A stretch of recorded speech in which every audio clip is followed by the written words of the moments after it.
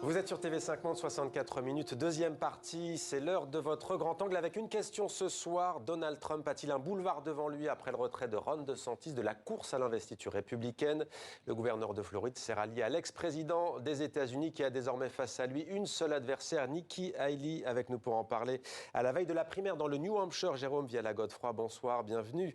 Vous êtes spécialiste des États-Unis, chargé de cours à Sciences Po Saint-Germain-en-Laye, près de Paris, et en direct de New York, notre correspondante Elisabeth Guedel. Elisabeth, la question est simple. Pourquoi Ron DeSantis gèle-t-il l'éponge? Eh bien, il n'a pas réussi à convaincre les électeurs. Il y avait un problème de séduction, un problème d'organisation de la campagne. Il a cru qu'en étant la version plus sage, moins chaotique de Donald Trump, Donald Trump a vraiment été son mentor, l'a beaucoup aidé à accéder à ce poste de gouverneur de Floride.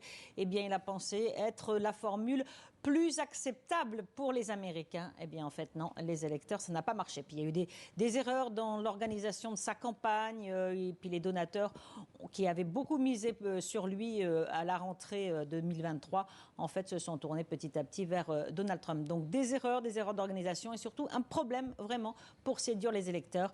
Donc, Ron DeSantis abandonne, a compris que les électeurs voulaient Donald Trump et que c'était le parti de Donald Trump, le parti républicain de Donald Trump, et il vise peut-être la prochaine présidentielle en 2028. Restez avec nous, Elisabeth. On vous retrouve tout au long de ce grand temps. Jérôme Viala-Godefroy, avez-vous été surpris par ce retrait de Ron DeSantis?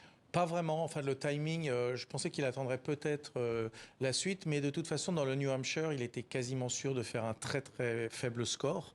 Donc là, il y avait peu de chance. Et puis en Caroline, après, ça sera en Caroline du Sud, et là, on va voir vraiment comment ça va se passer. Mais il avait très peu de chance, même s'il a quand même réussi à arriver second dans l'Iowa. Les 9 délégués, puisque vous parlez de l'Iowa, il est arrivé second, il en a glané 9. Est-ce qu'automatiquement, il bascule vers Donald Trump? Oui, tout à fait. Et du coup, voilà, Donald Trump gagne. Et ce qui va être très intéressant aussi, et ce qui est intéressant de voir, c'est qu'il a décidé de soutenir Donald Trump, alors que pendant plusieurs mois, plusieurs semaines, il s'est pris vraiment des insultes, etc. D'ailleurs, Donald Trump a dit je vais arrêter désormais de me moquer de lui. Voilà, c'est ça. Donc c'est une sorte d'entente là à ce stade. Et l'idée, c'est que maintenant, tout va se concentrer sur Nikki Haley, toutes les personnes qui soutiennent Donald Trump vont un peu s'attaquer à Nikki Haley, mais elle a aussi de son côté des donateurs puissants qui ont promis d'aller jusqu'au bout. Donc, on va parler précisément de cette candidate Nikki Haley et de voir quelles sont ses chances, mais restons juste quelques secondes, si vous le voulez bien, sur Ron DeSantis. Est-ce qu'on peut imaginer qu'il y ait eu un deal, un accord entre les deux? On ne connaît pas encore le colistier. Après tout, ça avait été Mike Pence par le passé. On ne connaît pas son colistier. Alors, ça serait étonnant que Donald Trump ait fait un deal comme ça avec Ron DeSantis, mais peut-être que c'est ce qu'espère Ron DeSantis. Voilà. En tout cas, il pense aussi très certainement à 2028 et certainement à se présenter à nouveau. Et donc, c'est aussi une manière de ne pas se mettre une partie de son électorat qui est très pro-Trump à dos. C'est de dire, voilà, c'est le sens de la responsabilité politique. Je suis fidèle à mon parti, je joue collectif. C'est ça. En tout cas, je joue pas contre Trump. D'ailleurs, c'était un gros problème dans la campagne, c'est-à-dire qu'ils ne se sont pas attaqués directement. Tous les rivaux de Donald Trump ont eu du mal à s'attaquer directement à lui et ont tous promis de le gracier s'ils étaient élus, par exemple. On entend souvent les observateurs, peut-être l'observateur que vous êtes aussi, dire Donald Trump, cette fois-ci, n'a pas franchement de programme politique. En a-t-il vraiment besoin pour continuer à avancer dans cette campagne? Est-ce à dire quand même qu'il va reprendre des pans entiers du programme de Ron DeSantis, ou là encore c'est trop tôt pour le dire? Alors, pour ce qui est de Ron DeSantis, il insistait beaucoup sur la guerre culturelle, le wokisme, etc. Donc ça, c'est plutôt des buzz de campagne, en fait. Donc, ce qui va, à part, disons, faire baisser les impôts et puis fermer la frontière, voilà. Avec Trump, on ne peut jamais vraiment savoir. Les choses peuvent varier. Ce n'est pas ce qui importe aux gens, en fait. Alors, il y a évidemment l'économie. Les gens sont persuadés que, de toute façon, quand il était président, ça marchait mieux et que ça va mieux marcher à nouveau. Quand je parle des gens, je parle de ses soutiens et des personnes qui votent pour lui. L'économie, c'est important. Et l'immigration arrive deuxième, ou à peu près à égalité. Donc ça, c'est les deux, en ce moment en tout cas, chez les électeurs, ce qu'on voit dans l'Iowa et dans le New Hampshire, c'est leurs deux préoccupations principales. Alors, comment se distinguer de Donald Trump pour espérer l'emporter? C'est le défi qui est désormais posé à Nikki Haley. Elisabeth Guedel, en direct de New York. Elisabeth, Nikki Haley peut-elle faire obstacle à Donald Trump? Alors, effectivement, elle se positionne du coup comme la républicaine traditionnelle, classique, vraiment l'alternative à Donald Trump. Elle a eu du mal à critiquer son ancien boss. Elle a été son ambassadrice à l'ONU quand il était donc président à la Maison-Blanche. Elle a eu du mal et puis petit à petit, au fil des semaines, elle s'est positionnée de façon beaucoup plus critique vis-à-vis de Donald Trump. Maintenant, elle a toutes ses chances. Elle est arrivée en tête à un moment dans les sondages dans le New Hampshire, qui est la primaire de demain, la prochaine primaire, mais les derniers sondages la mettent à nouveau loin derrière Donald Trump. 56% d'intention de vote pour Donald Trump dans le New Hampshire, 36% pour Nikki Haley. Ça va être très difficile pour elle, surtout que là où elle mise aussi beaucoup, c'est la Caroline du Sud. Ça sera le mois prochain. Il y a quand même 4 semaines entre le New Hampshire et la Caroline du Sud. C'est son ancien État. Elle a été gouverneure là-bas durant 8 ans, mais le sénateur très puissant Tim Scott de la Caroline du Sud a soutenu Donald Trump, donc elle a beaucoup d'obstacles, elle, dans son propre État. Ça va être très difficile, mais elle n'a pas le choix. Il faut qu'elle fasse une excellente deuxième position dans le New Hampshire et qu'elle arrive en tête dans son État de la Caroline du Sud. Sinon, ça va être vraiment très difficile pour elle. Et quels sont, selon vous, ses atouts?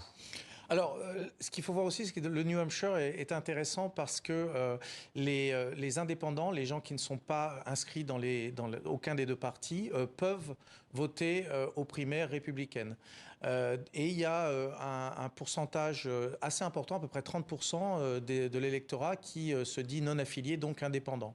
Et donc, ce qu'il faut pour elle, c'est vraiment qu'elle fasse qu'elle ait un maximum de votes de ces indépendants qui ont tendance à être plutôt moins pro-Trump, en tout cas, ont tendance à être moins pro-Trump que vraiment les républicains. On a même vu des démocrates changer et devenir indépendants, là, jusqu'au mois d'octobre. C'était début octobre, le dernier moment pour changer comme ça de parti. Donc voilà, c'est ce qui va lui permettre, c'est de ne pas être Trump, en fait. Et son atout, pour l'instant, c'est surtout de ne pas être Trump et d'être effectivement une républicaine, un peu comme le parti républicain d'avant Trump. Classique, disait Elisabeth. Est-ce à dire que ce qui se joue là aussi, c'est une Trumpisation du parti républicain ou une républicanisation de ce parti? Oui, alors on parle même de transformation d'un parti en mouvement. On est presque là dans un mouvement pro-Trump, plutôt que dans un parti. D'ailleurs, on voit que le parti a quand même accepté plein de choses de Donald Trump, y compris qu'il n'assiste pas au débat. Enfin, il a quand même refusé de débattre avec ses concurrents. Et donc, on voit qu'il ne joue pas du tout le jeu démocratique à l'intérieur du parti. Le parti accepte vraiment à peu près tout ce qu'il veut, parce qu'il y a vraiment une forte partie des républicains qui le soutient, et on ne peut pas faire sans. En fait. Il fait ce qu'il veut en fait et il se pose comme quelqu'un qui n'est pas forcément un homme politique. Exactement. Et alors c'est là son atout.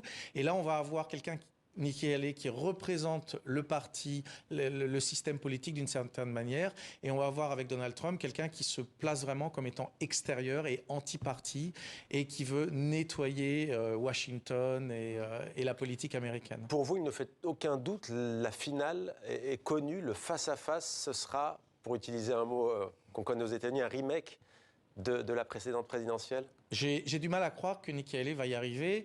Il peut y avoir à un moment donné effectivement aussi un accident de parcours, un problème de santé ou quoi que ce soit au niveau de Donald Trump. Mais j'allais dire des déboires judiciaires, mais bon là il y en a déjà beaucoup. Voilà, des déboires judiciaires. Et alors ça pourrait en tout cas lui poser un problème au niveau de l'élection générale s'il devait être condamné à un de ses procès principaux.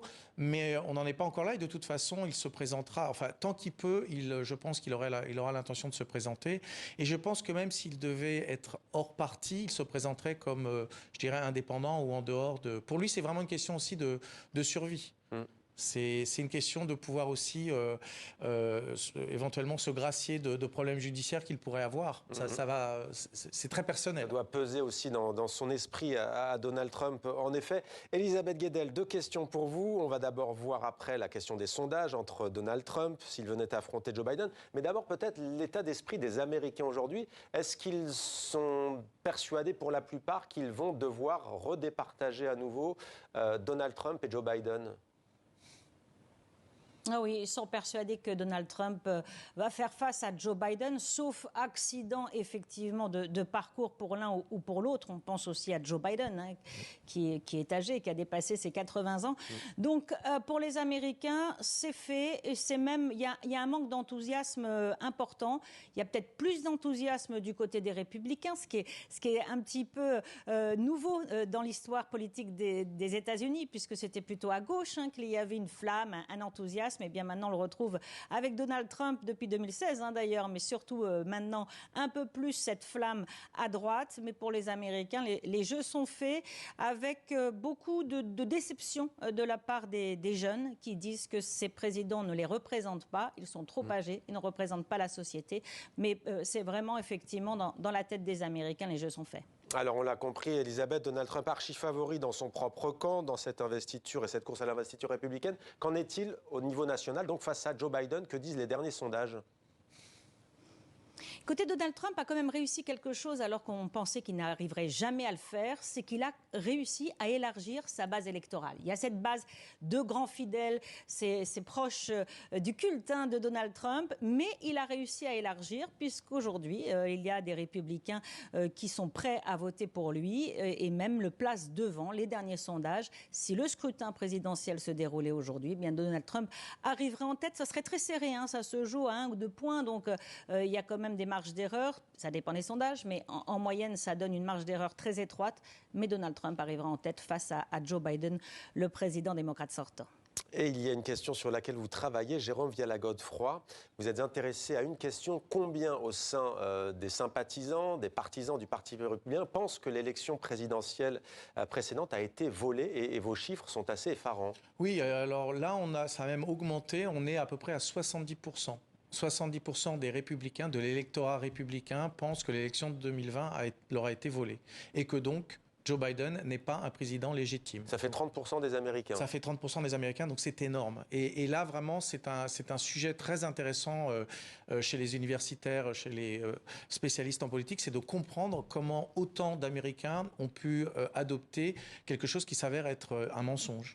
Et vous? Est-ce que vous avez un début de réponse? Alors, il y a beaucoup de raisons liées aux États-Unis globalement, à cette méfiance envers les institutions, envers le gouvernement fédéral. Et puis, il y a eu aussi plein d'éléments comme le Covid, par exemple. Le Covid est souvent sous-estimé dans ses conséquences. Par exemple, chez les chrétiens évangéliques, les fermetures des églises a été vue comme une tentative presque dictatoriale du gouvernement fédéral de s'immiscer dans leur vie personnelle. Donc ça n'a fait qu'exacerber quelque chose qui est quand même sous-jacent depuis plusieurs décennies. La guerre culturelle, cette idée que vraiment une partie des conservateurs ont le sentiment d'être dépossédés de leurs valeurs et que c'est les valeurs de gauche qui ont gagné à Hollywood, dans les institutions, etc. Et puis il ne faut pas oublier que par exemple pour ce qui est des procès, les juges sont nommés par des hommes politiques, ensuite il y a un vote au niveau des Sénats, mais les juges, par exemple fédéraux, sont liés à la politique. Donc ils sont aussi, tous les procès sont remis en question en étant vus comme une chasse aux sorcières au niveau politique. Alors vous avez parlé tout à l'heure de l'immigration. J'aimerais savoir avec vous s'il y a un autre thème qui peut peser dans cette campagne électorale avant l'élection de novembre prochain. C'est la question de l'avortement. Joe Biden et le camp démocrate insistent beaucoup, on imagine qu'ils ont des études, qu'ils ont des éléments.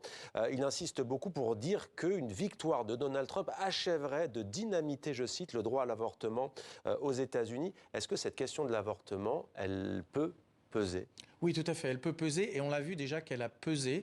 Elle pesait en 2022 aux élections de mi-mandat et on voit bien qu'effectivement, même dans les États républicains, très républicains, à chaque fois qu'il y a eu un vote sur cette question, c'est le camp pro-avortement qui a gagné. Et donc on voit bien que chez les femmes, y compris chez les républicains, c'est vraiment une question qui a en plus du sens sur le quotidien. Parce que certaines lois vont très très loin.